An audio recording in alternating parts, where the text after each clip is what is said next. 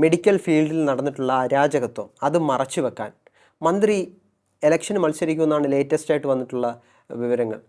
ഏത് മോഹം വെച്ചിട്ടാണ് മന്ത്രി ഇലക്ഷനെ നേരിടാൻ പോകുന്നത്? KSU എന്ന് പറയുന്ന സംഘടനയിൽ, യൂത്ത് കോൺഗ്രസ് എന്ന് പറയുന്ന സംഘടനയിൽ പ്രവർത്തിച്ചിട്ടുണ്ടെങ്കിൽ ആ വ്യക്തിക്ക് കുറഞ്ഞതൊരു 60 കേസെങ്കിലും ഇല്ലെങ്കിൽ അത്ഭുതപ്പെടാനൊന്നുമില്ല. ഞാനുമൊക്കെ ആ അവസ്ഥയിൽ കൂടെ കടന്നുപോയ വ്യക്തികളാണ്. കേസുകൾ ഒരു പുത്തരിയാണോ? പ്രവർത്തകരാണോ ഇലക്ഷൻ വിജയിപ്പിക്കുന്നത്? ജനങ്ങളല്ലേ. പ്രവർത്തകരുടെ ശതമാനം എത്രയാണ്? വോട്ട് ചെയ്യുന്ന ജനങ്ങളുടെ ശതമാനം എത്രയാണ്? അവരെ കളിയാക്കാൻ ശ്രമിക്കരുത്. മന്ത്രി നിർത്തലാക്കി എത്രയോ ജനങ്ങൾക്ക് ഉപകാരമുണ്ടാകുന്ന എത്രയോ പോളിസീസ് ഉണ്ടായിരുന്നു. കാരുണ്യ പദ്ധതിയുടെ അവസ്ഥ എന്താണെന്ന്.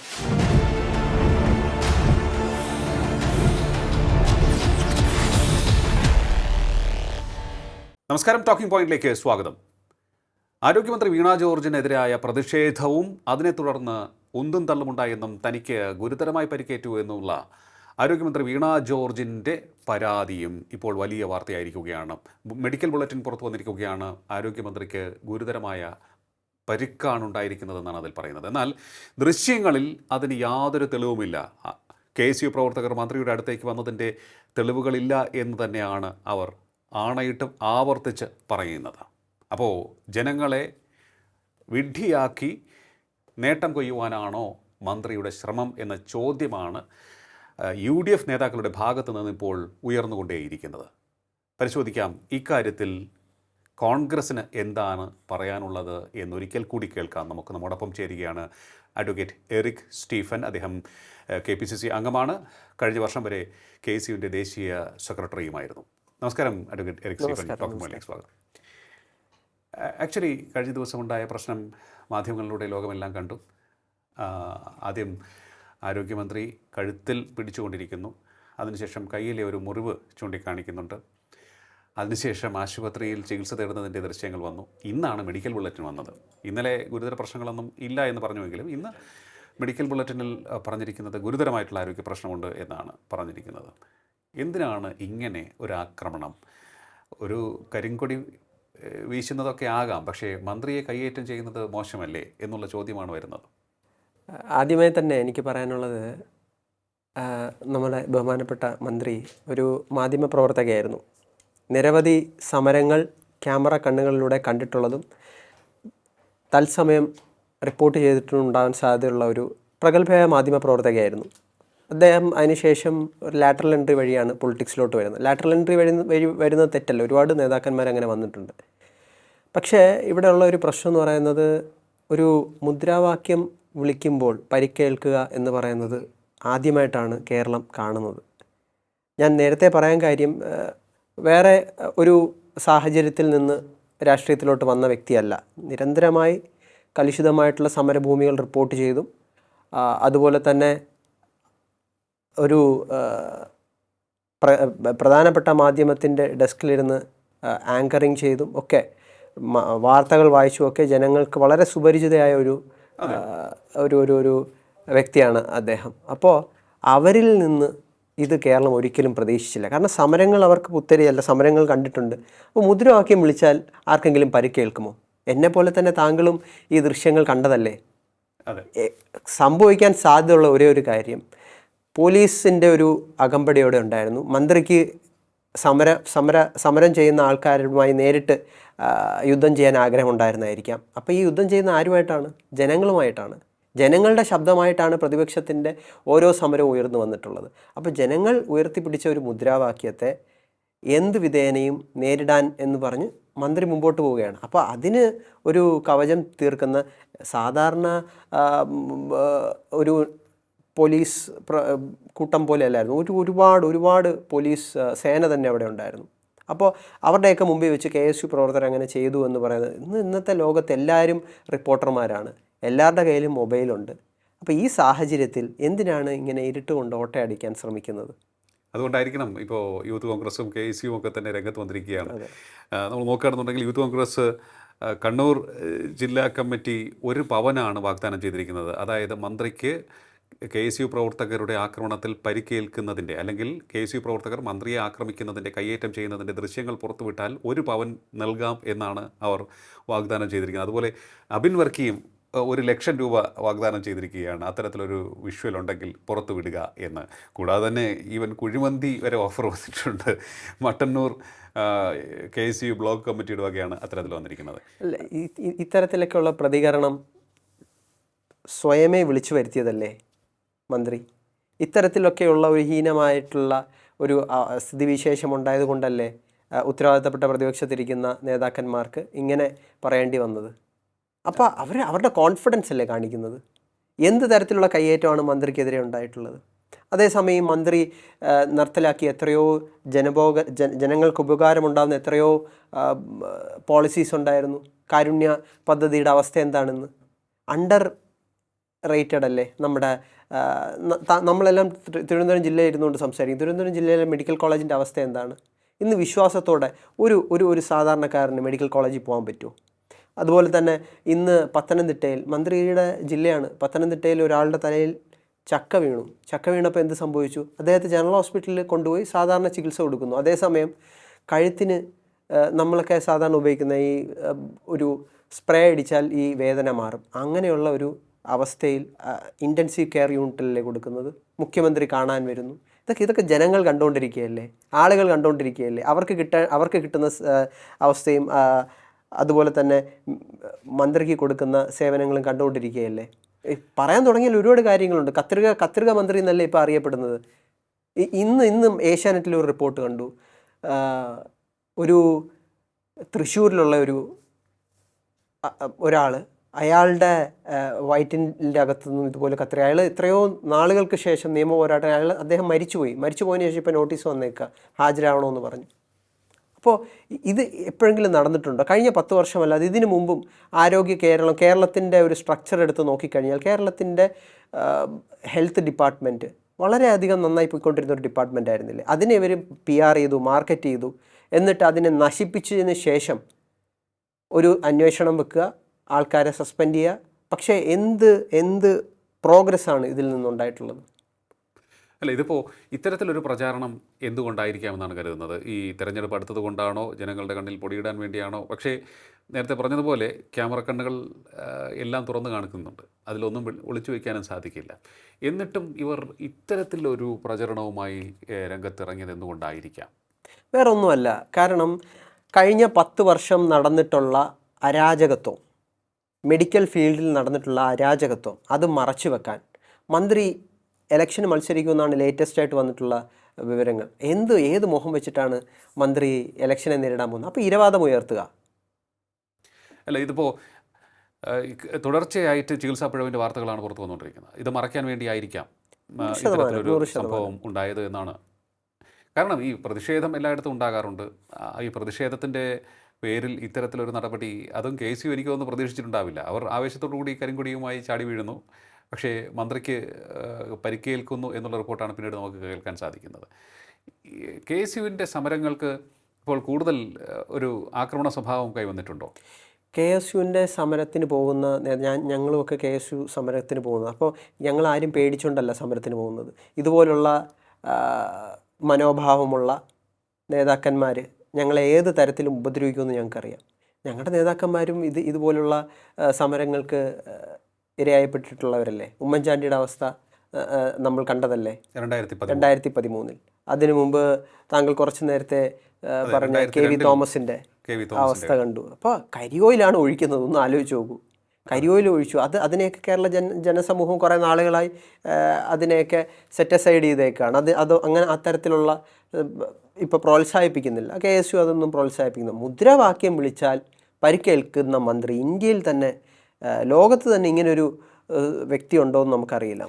ഇതിൻ്റെ പേരിൽ നിരവധി KSU പ്രവർത്തകർ അറസ്റ്റിലായിട്ടുണ്ട്. ഏത് രീതിയിലാണ് KSU പ്രവർത്തകർ അറസ്റ്റിലാവുന്ന ആദ്യത്തെ കാര്യമില്ല. കഴിഞ്ഞ 10 വർഷം ആയിട്ട് KSU എന്ന് പറയുന്ന സംഘടനയിൽ, യൂത്ത് കോൺഗ്രസ് എന്ന് പറയുന്ന സംഘടനയിൽ പ്രവർത്തിച്ചിട്ടുണ്ടെങ്കിൽ ആ വ്യക്തിക്ക് കുറഞ്ഞതൊരു 60 കേസെങ്കിലും ഇല്ലെങ്കിൽ അത്ഭുതപ്പെടാനൊന്നുമില്ല. ഞാനുമൊക്കെ ആ അവസ്ഥയിൽ കൂടെ കടന്നുപോയ വ്യക്തികളാണ്. കേസുകൾ ഒരു പുത്തരിയാണോ? ഇപ്പോൾ സമരം ചെയ്യണം എന്ന് വീട്ടിൽ ഇരുന്ന് വിചാരിച്ചാൽ പോലും അറസ്റ്റ് ചെയ്തുകൊണ്ട് പോകുന്ന അവസ്ഥയല്ലേ ഉള്ളത്. KP ആക്ട് ഇട്ട് ഒരു കേസ് അങ്ങ് എടുത്താൽ പോരെ? അതിന് ഈ സംഭവത്തിന് ശേഷം വീണ ജോർജിന് പരിക്കേറ്റ സംഭവത്തിന് ശേഷം വളരെ ശക്തമായ പ്രതിഷേധമാണ് CPM-ൻ്റെ ഭാഗത്തു നിന്നും DYFIയുടെ ഭാഗത്തു നിന്നും SOIയുടെ ഭാഗത്തു നിന്നും പല സ്ഥലങ്ങളിൽ ഉണ്ടായിട്ടുള്ളത്. കണ്ണൂരിൽ എനിക്ക് തോന്നുന്നു കോൺഗ്രസിൻ്റെ ഓഫീസ് ആക്രമിക്കപ്പെട്ടിട്ടുണ്ട്. വളരെ ശക്തമായ ആക്രമണമാണ് നടന്നുകൊണ്ടിരിക്കുന്നത്, പ്രതിഷേധമാണ് നടന്നുകൊണ്ടിരിക്കുന്നത്. ഏതെങ്കിലും തരത്തിൽ ഈ പ്രതിഷേധങ്ങളും ഇത്തരത്തിലുള്ള സംഭവങ്ങളും UDF-നെ ഭയപ്പെടുത്തുന്നുണ്ടോ, ആശങ്കപ്പെടുത്തുന്നുണ്ടോ? ഈ കഴിഞ്ഞ 10 വർഷം ഉണ്ടാവാത്ത ആശങ്കയും ഭീതിയൊന്നും ഇന്നലെ നടന്ന ഈ കോമാളി കൂട്ടങ്ങൾ നടത്തുന്ന കോപ്രായങ്ങൾക്കെതിരെ കണ്ടിട്ടുണ്ടെന്ന് നമ്മൾക്ക് പ്രത്യേകിച്ച് ഭയം തോന്നേണ്ട കാര്യമൊന്നുമില്ല. അല്ല, ഇതിപ്പോൾ ശക്തമായ പ്രചരണം നടക്കുന്നുണ്ട്.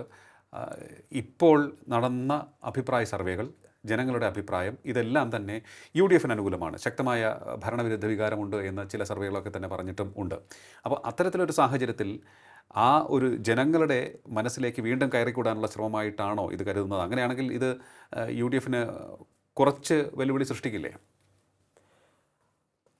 നമ്മൾ മനസ്സിലാക്കേണ്ടത് ഈ കഴിഞ്ഞ അഭിപ്രായ സർവേകളും അതുപോലെ തന്നെ മുഖ്യമന്ത്രി നടത്തിക്കൊണ്ടിരിക്കുന്ന PR വർക്കുകളും ഒക്കെ നോക്കി കാണുമ്പോൾ നമുക്ക് മനസ്സിലാവുന്നത് അവരുടെ മുഖത്ത് ഒരു ഭീതി നമുക്ക് കാണാൻ കഴിയുന്നുണ്ട്.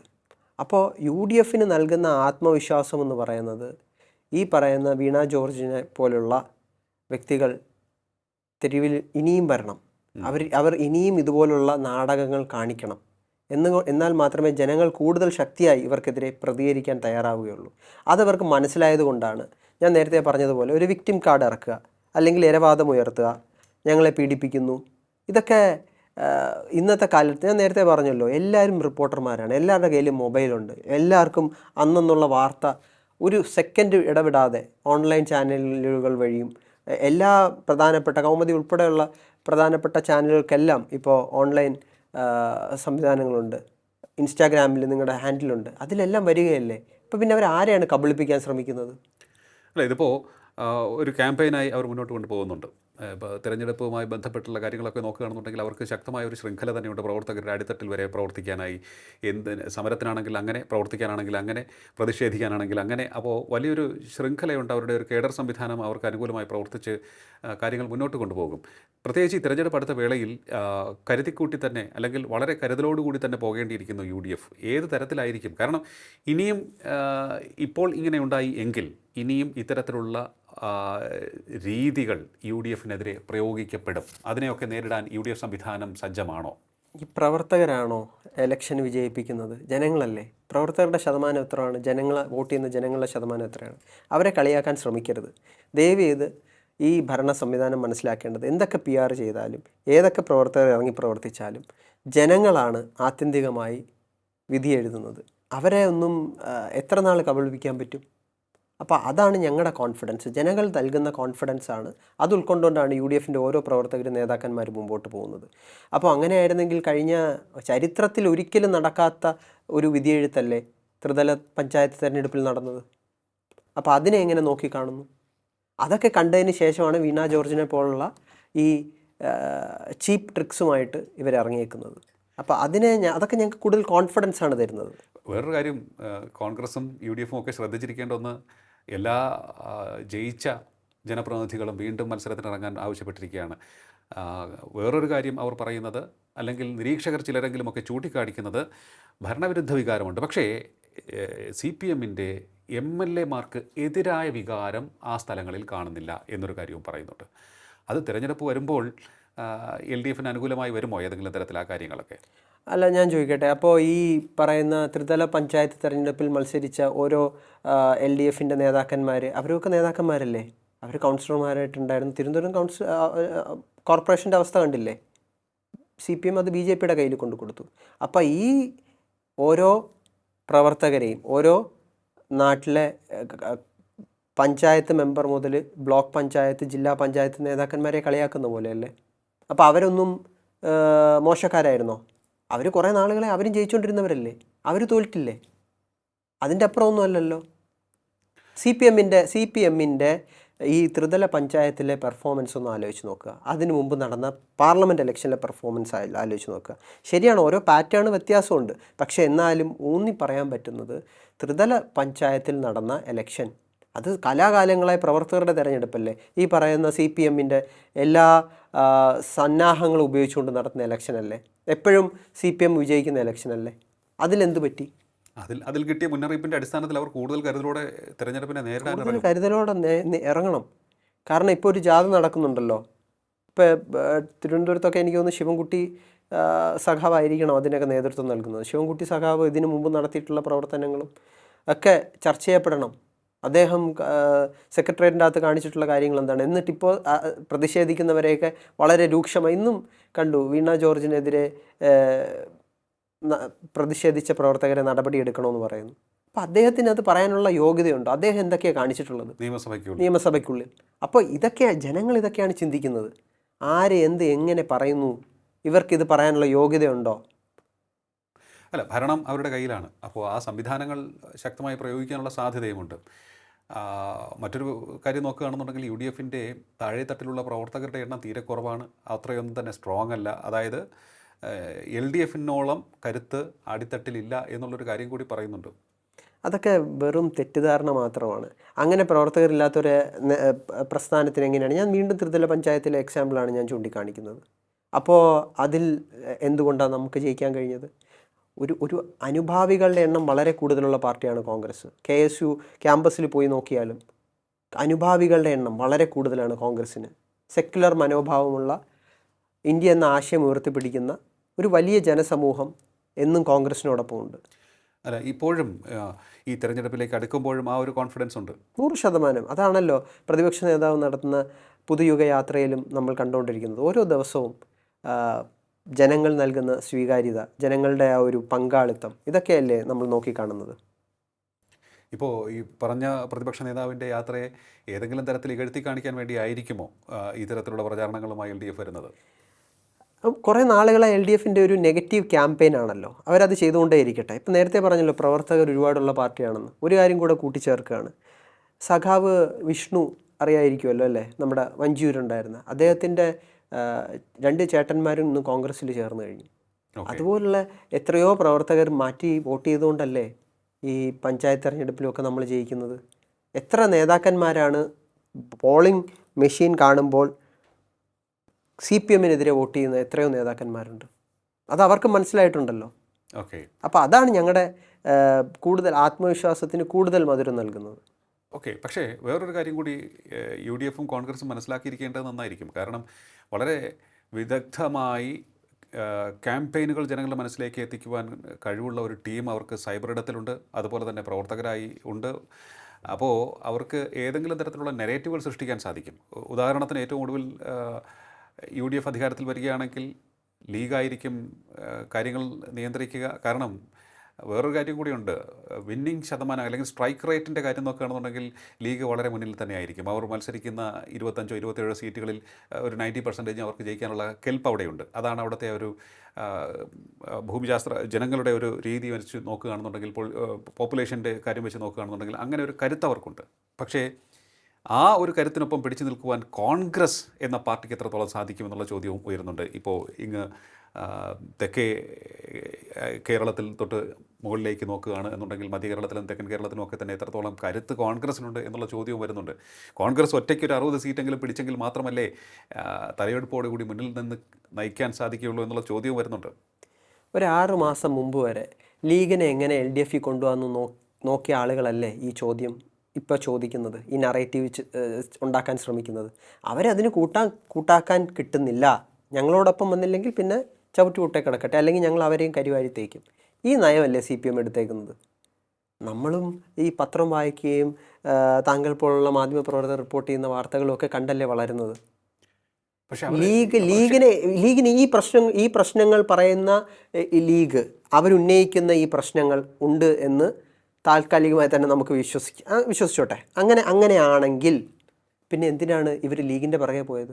ഒരുപാട് ശ്രമിച്ചതല്ലേ, പലതരത്തിലുള്ള ഓപ്പറേഷൻസ് നടത്തിയതല്ലേ. അപ്പോൾ അതിന് കിട്ടുന്നില്ല എന്ന് കണ്ടപ്പോൾ പിന്നെ അവർ മോശക്കാരാണ്. അപ്പോൾ ആ തരത്തിലുള്ള ഗിമിക്കുകളുമായിട്ടൊന്നും ഈ നറേറ്റീവ് സൃഷ്ടിക്കുന്ന വീരന്മാർ ഇറങ്ങണ്ട. അതൊക്കെ ചവിട്ടുകൊട്ടേ തന്നെ കിടക്കത്തേ ഉള്ളൂ. പക്ഷേ കേരളത്തിലെ ജനങ്ങൾ പലപ്പോഴും പല കാര്യങ്ങളും വേഗത്തിൽ മറന്നുപോകും എന്നുള്ള കാര്യവും മറക്കരുത്. അല്ല, മറക്കരുത് എന്ന് ശ്രമിക്കുന്ന ഒരു കാര്യവും കേരളത്തിലെ ജനങ്ങൾ മറന്നു പോവില്ല. കാരണം ഒരു കാരണവശാലും മുഖ്യമന്ത്രിയുടെ ഓഫീസും മുഖ്യമന്ത്രിയും നടത്തിയിട്ടുള്ള അഴിമതികൾ, സ്വർണ്ണക്കടത്തുമായിട്ട് ബന്ധപ്പെട്ട്, അതിനുശേഷം നമ്മുടെ അവർ ചോദിക്കുന്നത് അന്വേഷണം നടത്തി, ശക്തമായ അന്വേഷണം നടന്നു, എന്നിട്ടും മുഖ്യമന്ത്രിക്ക് ഒരു പോറൽ പോലും ഏറ്റില്ല എന്നാണ് പറയുന്നത്. ഏത് ഏജൻസിയാണ് അന്വേഷണം നടത്തുന്നത്? അതുപോലെ തന്നെ നമ്മളെല്ലാം ആരാധിക്കുന്ന ഭഗവാൻ അയ്യപ്പനോട് നടത്തിയിട്ടുള്ള നിന്ദകളൊന്ന് ആലോചിച്ച് നോക്കൂ. സ്ത്രീകളെ കയറ്റാൻ ബലാത്കാരമായി ഫോഴ്സ് ഉപയോഗിച്ച് കയറ്റാൻ ശ്രമിച്ചത് കണ്ടില്ലേ? അതിനുശേഷം ഇപ്പോൾ അവിടെ നടക്കുന്ന അവസ്ഥ എന്താണെന്ന് കണ്ടില്ലേ? അപ്പോൾ ഇതെല്ലാമാണ് ജനങ്ങൾ ചർച്ച ചെയ്യുന്നത്. അത് ഇനിയും ചർച്ച ചെയ്യപ്പെടും. 100% സജീവമായി ചർച്ച ചെയ്യപ്പെടുന്നു. ജനങ്ങൾക്കിടയിലേക്ക് അതുകൊണ്ടല്ലേ ഈ സർവേ ഒക്കെ അതിൽ പ്രതിഫലിക്കുന്നത്. ജനങ്ങൾക്കിടയിലേക്ക് പോകുമ്പോൾ ഒരു അനുകൂല തരംഗം 100%. നമ്മൾ ഓട്ടോയിലും ബസ്സിലും ഒക്കെ യാത്ര ചെയ്യുമ്പോൾ ജനങ്ങളുടെ പൾസ് നമ്മൾ മനസ്സിലാക്കാൻ ശ്രമിക്കാറുണ്ട്. അവർ പറയുന്നത് 100% ഈ പിണറായി വിജയൻ ഗവൺമെൻറ്റിനെ താഴെ ഇറക്കുക എന്നുള്ളതാണ്. അതിന് ജനങ്ങൾ പ്രതിജ്ഞാബദ്ധമാണ്. ഓക്കെ. പക്ഷേ മറ്റൊരു കാര്യം കൂടി, മറ്റൊരു ക്യാമ്പയിൻ്റെ വിഷയം കൂടി ഞാൻ ശ്രദ്ധയിൽപ്പെടുത്താം. അതായത് ഒരു വശത്ത് LDF, പിണറായി വിജയൻ എന്ന കരുത്തനായ നേതാവിൻ്റെ പിന്നിൽ ഒറ്റക്കെട്ടായി അണിനിരക്കുന്നു. പക്ഷേ UDF അല്ലെങ്കിൽ കോൺഗ്രസ്സിന് ആ ഐക്യം അവകാശപ്പെടാൻ സാധിക്കുമോ? ആരായിരിക്കും നിങ്ങളുടെ മുഖ്യമന്ത്രി എന്ന് പറയാൻ കഴിയുമോ? ഇതൊക്കെയാണ് ചോദ്യം വരുന്നത്. കോൺഗ്രസ് പാർട്ടിയുടെ വർഷങ്ങളായിട്ടുള്ള, അല്ലെങ്കിൽ ഞാൻ കർണാടകയുടെ ചുമതല ഉണ്ടായിരുന്നതാണ്, KSU ദേശീയ സെക്രട്ടറി ആയിരുന്നു. അപ്പോൾ അവിടെ ഇലക്ഷൻ കഴിഞ്ഞ് യുനാനിമസായിട്ട് എല്ലാ MLA മാരും, കോൺഗ്രസ്സിനൊരു കീഴ്വഴക്കമുണ്ട്, MLA മാരാണ് തീരുമാനിക്കുന്നത് മുഖ്യമന്ത്രി ആരാകണം എന്നുള്ളത്. അല്ലാതെ പാർട്ടി ഒരാളെ തീരുമാനിച്ച് അടിച്ചേൽപ്പിക്കുന്ന സ്വഭാവമല്ല. പണ്ടും ഉമ്മൻചാണ്ടിയും രമേശ് ചെന്നിത്തലയും ഒക്കെ ഉണ്ടായിരുന്ന സമയത്തും അവരോടും മാധ്യമങ്ങൾ റിപ്പീറ്റഡായി ചോദിക്കുമല്ലോ, നിങ്ങൾ മുഖ്യമന്ത്രി കാൻഡിഡേറ്റ് ആണോ? പാർട്ടി തീരുമാനിക്കും. അത് MLA മാർ, കോൺഗ്രസ്സിൽ ലെജിസ്ലേറ്റീവ് പാർട്ടിയുണ്ട്, ലീഡർ ആരാണ് തിരഞ്ഞെടുക്കുന്നത്. ഇന്ന് VD സതീശൻ എങ്ങനെയാണ് തിരഞ്ഞെടുക്കപ്പെട്ടത്? VD സതീശനെ നേരത്തെ തീരുമാനിച്ച് നമ്മൾ കൊണ്ടുവന്നതാണോ? അല്ല, അത് കൂട്ടായ ചർച്ചയിലൂടെയാണ് തീരുമാനിക്കുന്നത്. ഇന്ന് കോൺഗ്രസിൻ്റെ അകത്ത് ഏതെങ്കിലും തരത്തിലുള്ള ഒരു അപശബ്ദം നിങ്ങൾ കേൾക്കുന്നുണ്ടോ? ഓക്കെ, ഇല്ല. അപ്പോൾ എന്തായാലും ഇപ്പോൾ തൽക്കാലമില്ല. പക്ഷേ ആ ഒരു പീസ്ഫുൾ അറ്റ്മോസ്ഫിയർ എന്നും നിലനിന്നാൽ മതി എന്ന് ഉള്ള ഒരു കാര്യം മാത്രമാണ് എനിക്ക് പറയാനുള്ളത്. ഒന്നുകൂടി, അതായത് ഇത്തരത്തിൽ ഉള്ള വിഷയങ്ങൾ, മന്ത്രി വീണ ജോർജിൻ്റേതിന് സമാനമായിട്ടുള്ള വിഷയങ്ങൾ, കണ്ണൂരിൽ ഇറങ്ങേറിയ വിഷയങ്ങൾ ഉൾപ്പെടെയുള്ളവ ഇനിയും ഉണ്ടായാലും അതിനെയൊക്കെ നേരിടാൻ സജ്ജമാണ് UDF, അല്ലേ? 100%. വളരെയധികം നന്ദി ഇത്രയും സമയം ടോക്കിംഗ് പോയിന്റുമായി സംസാരിച്ചത്. Thank you. ടോക്കിംഗ് പോയിന്റിൻ്റെ ഈ അധ്യായം ഇവിടെ പൂർണ്ണമാവുകയാണ്. അതിനു മുൻപ്, അവസാനിപ്പിക്കുന്നതിന് മുമ്പ് 1-2 കാര്യങ്ങൾ പറയാം. വീണ ജോർജ് വിഷയത്തിൽ LDFന് പിഴക് സംഭവിച്ചോ എന്നുള്ള കാര്യം അവർ വളരെ ഗൗരവത്തോടുകൂടി ആലോചിക്കേണ്ടിയിരിക്കുന്നുണ്ട്. സകല കോണുകളിൽ നിന്നും കണ്ണുകൾ തുറന്നു വെച്ച ക്യാമറകൾ നമുക്ക് ചുറ്റുമുണ്ടെന്ന് അവർ മറന്നു പോകരുത്. ഏതെങ്കിലും തരത്തിലുള്ള കള്ളപ്രചാരണങ്ങൾ അത് അടിക്ക് തന്നെ മുറിച്ച് തള്ളുവാൻ പോകുന്ന രീതിയിലുള്ള ദൃശ്യങ്ങൾ നമുക്ക് മുന്നിലേക്ക് വരുമ്പോൾ ഉത്തരം മുട്ടും. അപ്പോൾ നമ്മൾ കള്ളന്മാരാകും. ആ കാര്യം നിങ്ങൾ ഇനിയെങ്കിലും ഓർക്കുക. ടോക്കിംഗ് പോയിൻ്റ് അധ്യായം ഇവിടെ പൂർണ്ണമാകുന്നു. ഇനി അടുത്ത എപ്പിസോഡിൽ കാണാം നമുക്ക്. നമസ്കാരം.